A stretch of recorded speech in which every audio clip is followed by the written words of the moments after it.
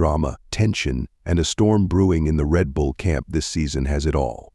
Just when we thought the team was untouchable, things started to crack. Max Verstappen's father, Jos, known for his blunt honesty, has stepped up to say what many are afraid to voice. Red Bull, which once dominated the tracks with ease, is now at risk of losing its grip on the championship. What's going wrong? Well, let's take a closer look, because there's more happening behind the scenes than you might think.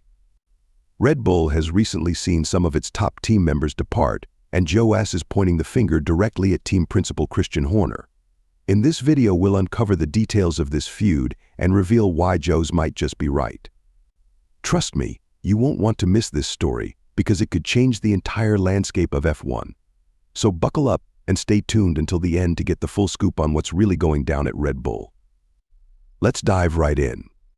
Jos Verstappen, a former F1 driver himself and the father of Max Verstappen, hasn't been shy about expressing his opinions this season. Since the start of the 2024 campaign, Jos has found himself in a bitter clash with Red Bull's team boss, Christian Horner. The rift within Red Bull became public during the first race in Bahrain, where internal tension started to show. At the time, Red Bull was already embroiled in an investigation into Horner's alleged inappropriate behavior toward a female colleague. Although Horner was cleared twice of any wrongdoing, Jos didn't hold back his criticism. He warned that Red Bull, which enjoyed a historic season by winning 21 out of 22 races last year, would crumble if Horner remained in charge. Jos's predictions seemed exaggerated initially, but recent events have shown that he might have had a point. In the past few months, Red Bull has lost a number of key personnel, including their design mastermind Adrian Newey, sporting director Jonathan Wheatley, and strategy chief Will Courtney. These departures didn't just happen overnight, they were a ticking time bomb that finally went off after the summer break. As Jos said earlier in the year, it can't go on the way it is. There's tension in the team, and it shows. Now his words are coming true.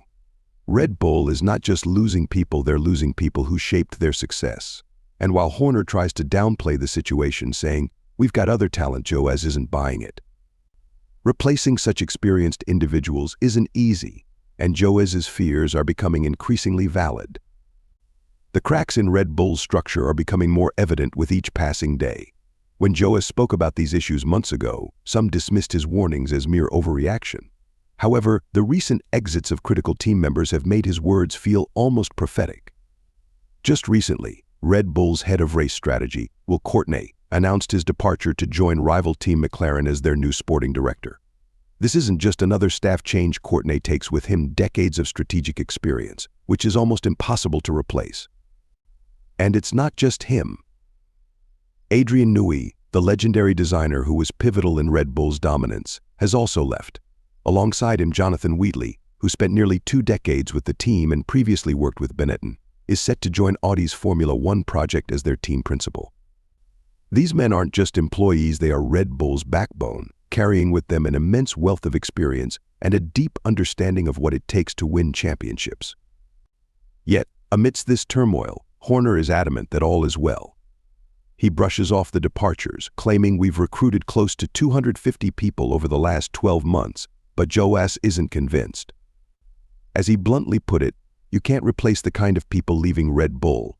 No matter how well-trained their replacements are, Horner seems to be glossing over the fact that these are not just cogs in the machine, they are irreplaceable assets who have shaped Red Bull's identity. Jos believes that this internal chaos could spell disaster for the team's championship hopes.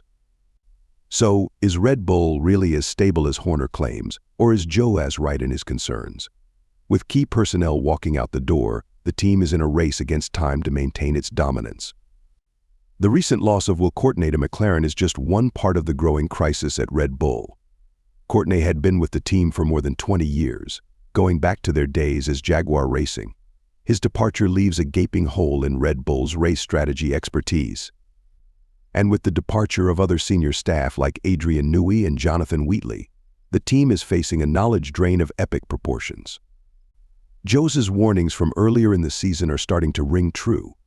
He has always maintained that a team's success isn't just about 1 or 2 star drivers, it's the collective effort of a carefully crafted team. His statement, "You can't just replace these people and expect the same results," seems more relevant than ever.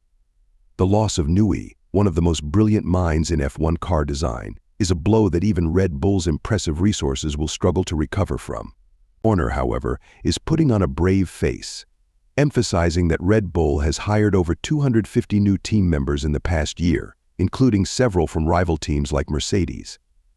He insists that the team is ready to adapt, saying, "We don't talk enough about the talented individuals who've joined us recently, but Jos isn't buying into this optimism."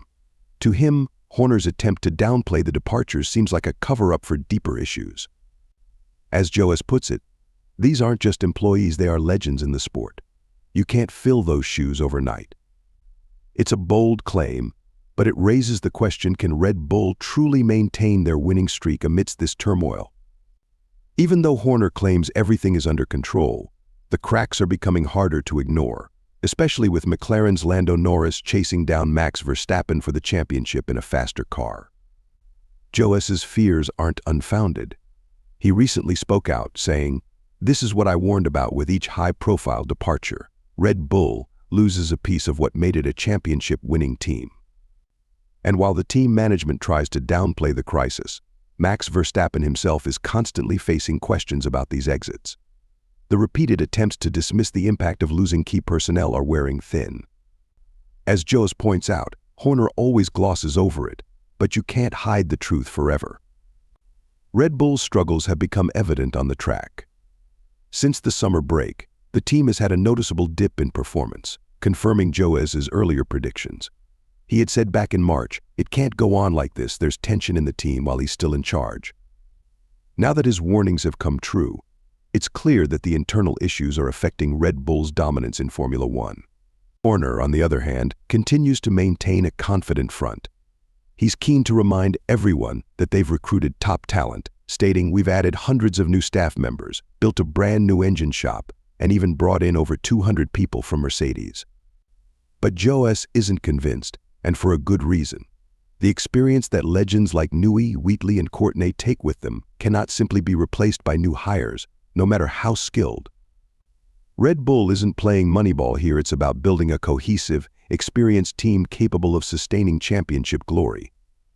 The reality is, these aren't just faceless employees leaving, they're the minds and strategies behind Red Bull's most dominant seasons. They know how to win titles and have the trophies to prove it. Their departure has left Red Bull with a massive gap to fill, and it's becoming increasingly clear that this isn't just a small bump in the road.